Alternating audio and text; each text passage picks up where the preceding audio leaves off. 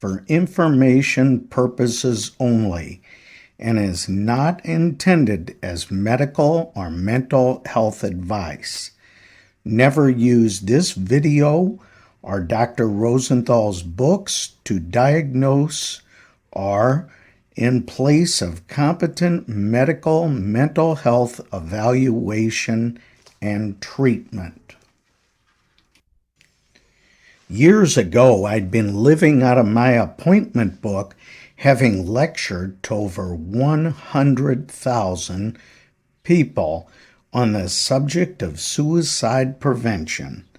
This morning was different. No lecture. I had the morning off. At least, that's what I thought. As I sat down in my office chair, our administrative assistant yelled, "Howard, you just got a call. You are late for your presentation." "No, I'm not," I replied, "because the speech doesn't start until dawn. I must have read my appointment book wrong. I thought my suicide prevention speech was this afternoon, but it was this morning." I asked the office manager if I could reschedule. The reply, "I don't think so. There are over 300 school principals eagerly waiting in an auditorium a few miles from here for you to speak."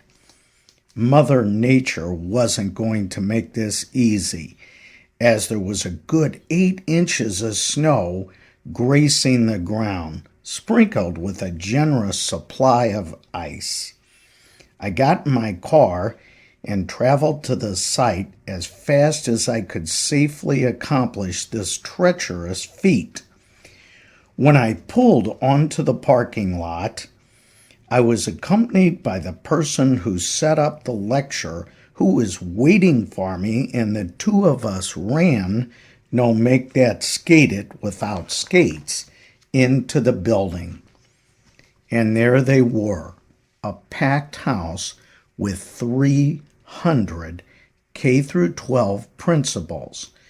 I ran to the podium and grabbed the mic. My opening line, "It's great to be here to talk to you about hypnosis." "Hello, Howard? What did you say?" "Tell me I didn't just say hypnosis." What I haven't mentioned is, in addition to giving a boatload of training sessions on the topic of suicide prevention, I also gave my fair share of lectures on hypnosis. The audience became so silent you could hear a pin drop. As this was occurring, my inner counselor began to analyze my Freudian slip, or, to put it a different way, why in the heck did I say hypnosis? I stared at the audience for what seemed like eternity and then quipped, "You are probably wondering why I said hypnosis." 300 principals in unison shook their heads up and down as if to say, "What in the world are you talking about?" I confidently let my eyes scan the crowd as I explained that many people wrongly assume that if you talk about suicide or provide information concerning the topic, it becomes like a hypnotic suggestion, and this will cause people to want to hurt themselves. I explained to the audience that in many, if not most instances, the opposite is true. An individual who has thought seriously about suicide can often benefit from talking about their feelings. At the conclusion of the speech, I made a beeline for the exit when the head of the organization stopped me. "Hey, Howard, we have lots of fine speakers on a variety of topics from all across the nation. But I must commend you. Your opening, you know, the thing about the hypnosis, was the most grabbing I ever remember. In fact, for a moment, we all thought you lost your train of thought and forgot what you were talking about. Really. On the positive side, I would have a terrific example if I ever had to draft one of those most embarrassing moment essays. So, today I'm going to cover the basic warning signs of suicide. Some you know, and some I'm betting you might not know.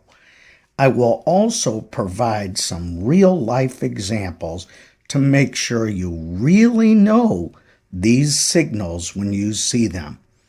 Experts will tell you that 70 or 80% of people who try to kill themselves show warning signs. I believe the percentage is higher. However, most people are not trained to spot the warning signs. It is ironic that the first and perhaps the most important warning sign is often conspicuously missing from books, articles, videos, and even training sessions on the topic, and that is a serious or previous attempt. Look, all the warning signs I will be covering today are serious. However, if a friend, relative, loved one, or client has made a previous attempt, the situation is even more serious. According to some research, 40% of all folks who took their own lives have made a previous attempt. As I have told audiences for years, something seems to take place after a person crosses that line of demarcation of just thinking about suicide versus actually making an attempt. Once an attempt has been made, then the ante goes up and the person might take their own life. The next warning sign is also huge, and I call it communication of intent. I will also teach you about the paradox of first party versus third party warning sign messages. So first, let's define communication of intent. This could be talking about suicide or death, writing about it, drawing pictures about it, poetry, blogging about it, putting something in your diary or journal, or other forms of artwork. A lot of parents have told me they erroneously thought obsessing about taking one's life was a normal stage of child development.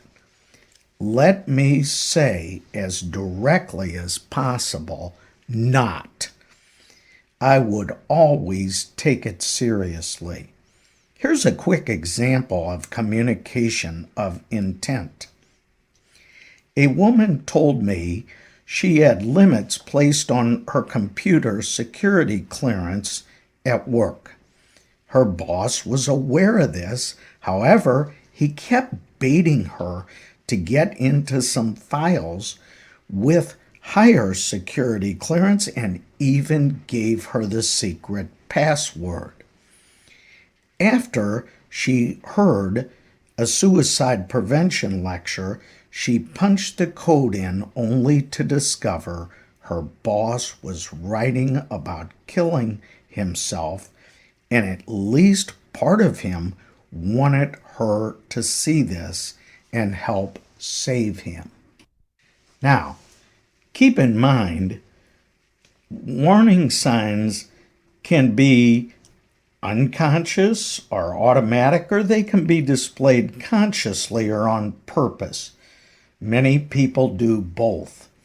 Now, in the suicide field, we talk about first-party versus third-party messages. A first-party message is the one most people are familiar with. An individual comes to you or calls a helpline or a crisis center and says, I want to kill myself, or I plan on taking my own life. First-party messages should also be taken in every case very seriously. However, we can also be confronted with third-party suicide messages. Key example. Say you are a teacher. Your student, Sally, comes to you and says her classmate, Sarah, is contemplating hurting or harming themselves. When I was giving a lot of suicide prevention lectures, the audience would often say, quote, I bet Sally doesn't have a friend named Sarah, or Sally is really suicidal herself. Or workshop participants would quip Dr. Rosenthal, it's not that serious. If Sarah was truly suicidal, she would have approached the teacher herself. Now, to be sure, either of the aforementioned scenarios suggested by the audience could be true. However, in most instances, this is not the case. This is a typical example of a third-party suicidal message, and it is serious, maybe even a tad more serious than first-party messages. So, to put it bluntly, we take Sarah's situation very seriously. Suicide prevention hotlines and helplines often receive third-party suicide messages. A very common scenario seems to be a female, usually a mom, calling about a male child who is seemingly suicidal. By the way, you probably already know this, but males take their own life approximately 4 times more often than females. However, females make roughly 2 to 3 times more suicide attempts. Although different organizations provide different statistics, the rate for LGBTQ teens and adults is higher than for the general population. Folks are often shocked when they discover there are 2 to 3 times as many suicides in the U.S. than homicides in any given year. Another warning sign is a change in behavior that's out of characteristics for the person in question. Sometimes we just call this being out of character. When I was a therapist, a client once brought their child in. The child's overwhelming interest in life was baseball. My client actually had tickets to the World Series in both cities, and the child turned down the invitation to attend the games for no apparent reason. I'd say that's a change in behavior, wouldn't you? Sometimes you can even see it in a person's appearance or their grades. Their grades will plummet again for no apparent reason. When my college students were placed in treatment facilities, I would tell them to watch for appearance changes. When a person who looks perfect, hair, skin, clothes, makeup, begins coming in looking totally disheveled, this could be a serious warning sign. One of the most popular warning signs is giving away a prized possession, something that's near and dear to the person. This one often occurs in close proximity to a suicide attempt and can be seen throughout the lifespan. For children and teens, music and class jewelry is very popular. Kids would give away records, then 8-track tapes, then cassette tapes, then audio CDs, and now streamed music collections. Class rings are also a biggie. I once worked on a situation where a fellow took his own life as well as his children's lives and his wife. These combined acts of homicide-suicide, also known as suicide-murder tragedies, make up approximately 1.6% of all suicides. Anyway, before the individual took the life of his wife, 2 teens, and himself, they gave away a favored article of clothing. I later discovered several people knew about this action and thought it was odd, but nobody was trained in suicide prevention, so nobody thought it was a life or death matter. I once had a mother tell me her son was giving away his Mustang, his prized possession car, right before he was going to hurt himself. In this case, the warning sign was so blatant, we were able to intervene and stop it. Here is one that often makes it very difficult to pinpoint, and we call it making final arrangements. Here's why. Often things that look good, wholesome, aren't so great after all. Teens will often clean their room or their school locker before making an attempt. They sometimes make peace with enemies. As an example, I have come across quite frequently that occurs is when an adult pays everybody else's car insurance in the family except for their own, which is odd because they're still driving. The question is, why? Perhaps the person is convinced they won't be around to use it. Now again, this isn't the most reliable warning sign in the world, and therefore I often joke with audiences that if you've been yelling at your significant other to trim the shrubs for years and you get home and they're trimmed, don't call me in a panic. Look for other warning signs as well.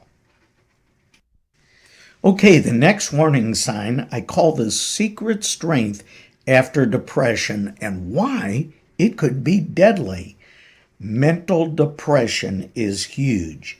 When I was program director of a stress center, it was clear that the most common diagnosis for admission was depression, followed by anxiety conditions.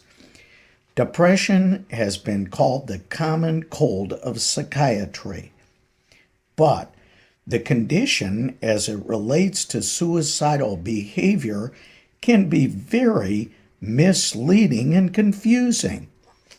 When a person is in the throes of a depression, their mood sinks very low, so they are extremely unhappy or totally apathetic.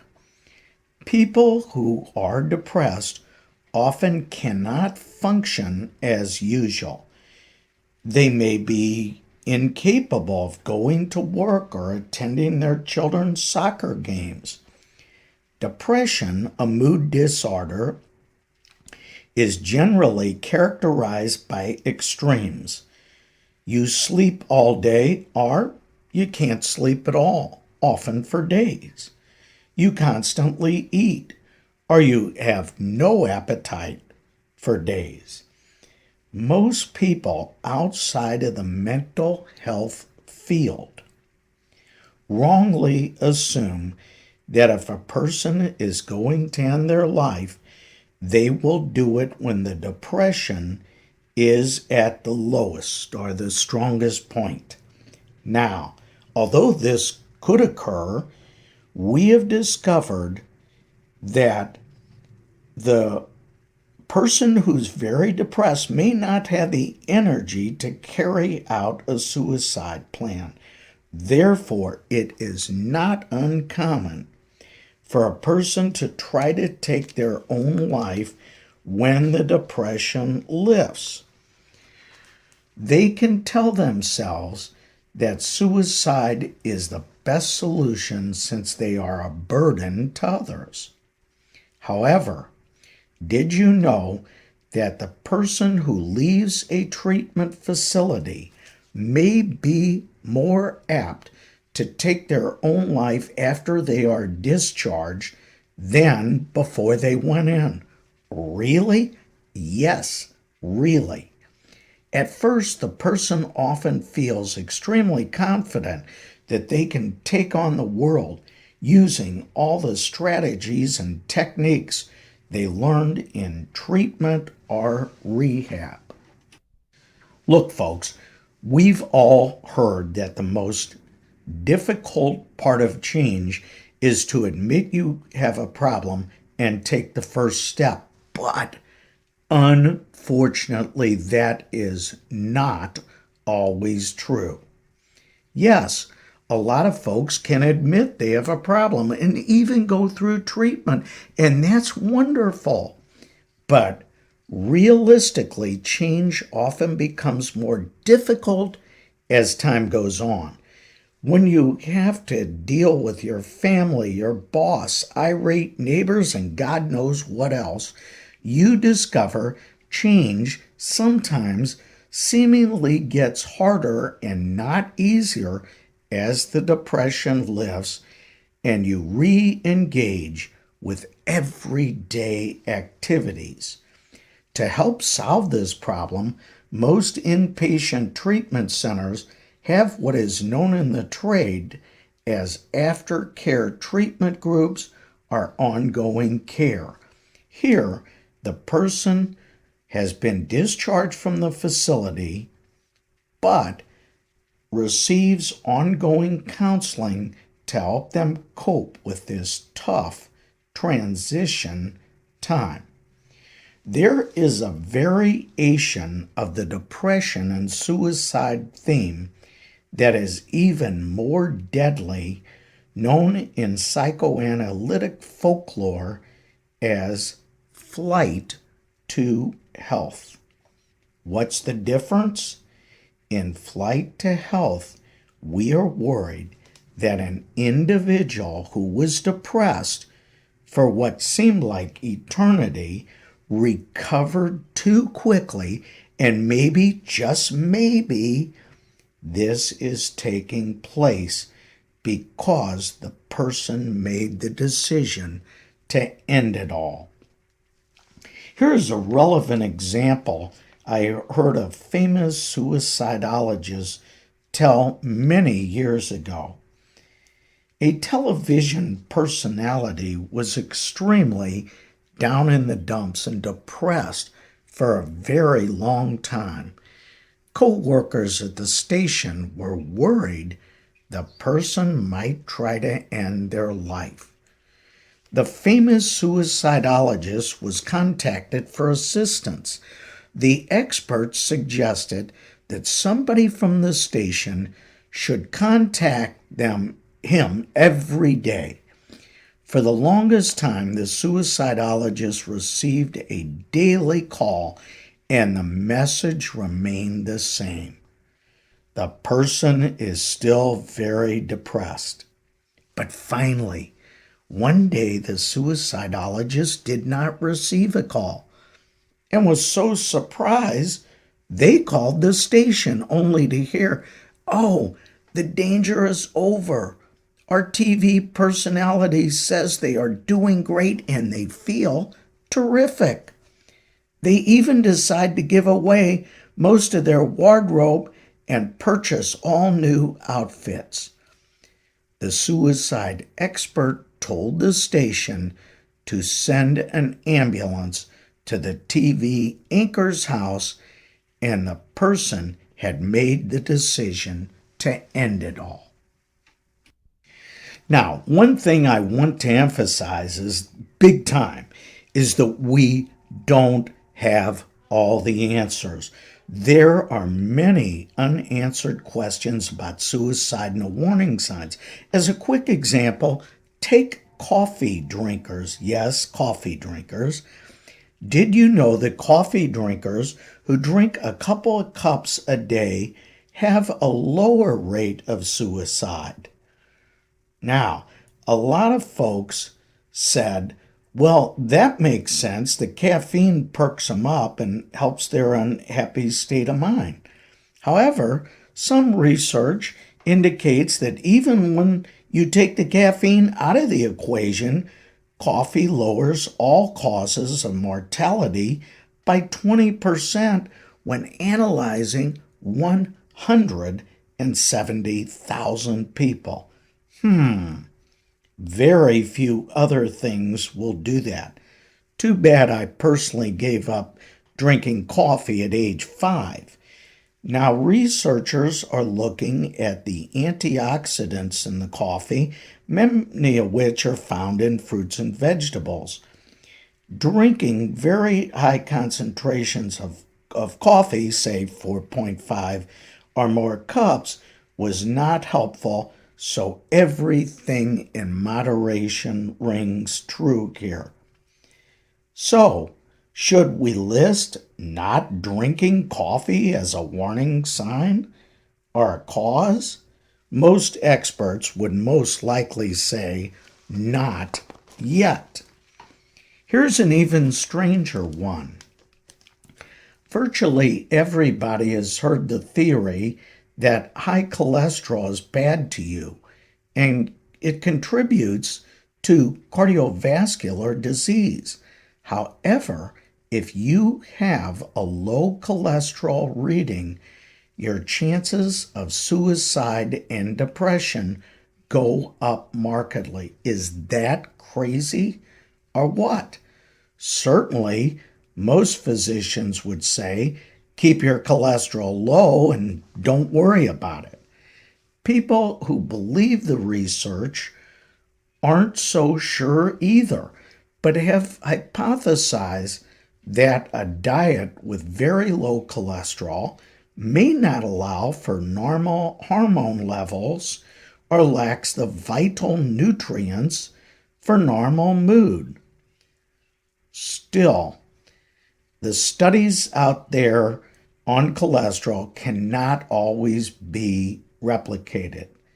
I'd say let's keep our eyes on the cholesterol controversy and suicide. In many instances, severe anger can be viewed as a warning sign of suicide, with suicide and homicide being second cousins. An old Freudian notion suggests that the person who suicides really wanted to kill somebody else. Even the rival treatment camp, the behaviorists, would seem to agree.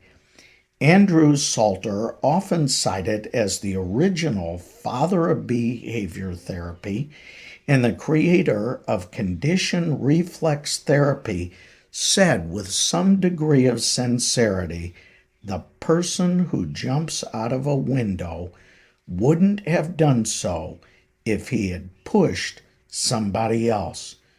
We often discover that a high percentage of mass shooting perpetrators People who carry out the mass shootings harbor suicidal ideation. And again, in nearly 2 out of 100 suicides, the person kills somebody else, usually somebody they know or others in the family.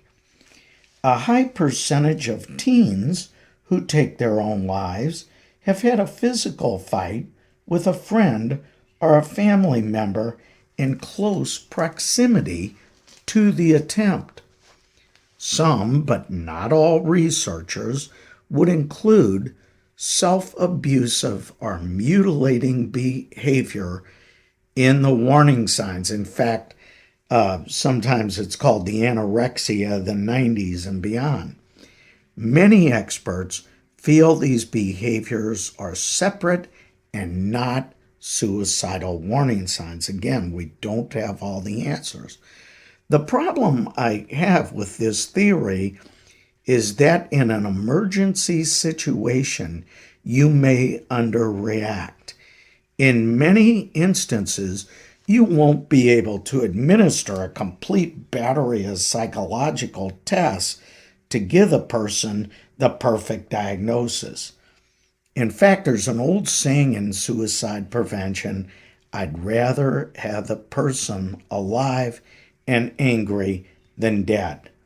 I can also tell you from clinical experience, I have had cutters who cut too deep and their situation became one of life or death. When I was discussing this one day in a large lecture, a young woman talked about how she intentionally drove her sports car into an overpass at over 100 miles an hour and barely lived. Way back in 1938, the late great psychiatrist Carl Menninger wrote a landmark book titled Man Against Himself. Today, the title might strike you as a bit sexist, but you get the point. For many years, motor vehicle accidents was the number one killer of teens. Many of those were single-car accidents. We just don't know how many were intentional. Just as scary today, guns are the number one killer of teens. By the way, not sure if you know this, but firearms constitute the leading method of suicide in America. Most sources cite guns as the means in over 50% of all suicides, or more than all the other methods combined. Substance abuse is another major warning sign. In the 1980s, Congress commissioned a study and discovered that nearly 80% of those who died via suicide had been using alcohol or drugs, or both, at the time. Newer statistics mention that drugs and alcohol are being used in about half of all suicides. I often shared with audiences the fact that if you attend even a single AA group, your chances of killing yourself are over 200 times that of others in society. Now, this is extremely important. This is not, I repeat, not an indictment of AA or Alcoholics Anonymous. In fact, group counseling specialists will tell you that AA is the most popular group on the face of the earth. The statistic merely reminds us that if you have a substance use problem serious enough to attend AA, and let me emphasize that you should attend AA and our other treatments, there is a much better chance you may take your own life. Some drugs go beyond having negative psychological consequences. They have physiological or physical ramifications. Take cocaine, or the so-called fast food version, crack, as it is sometimes called.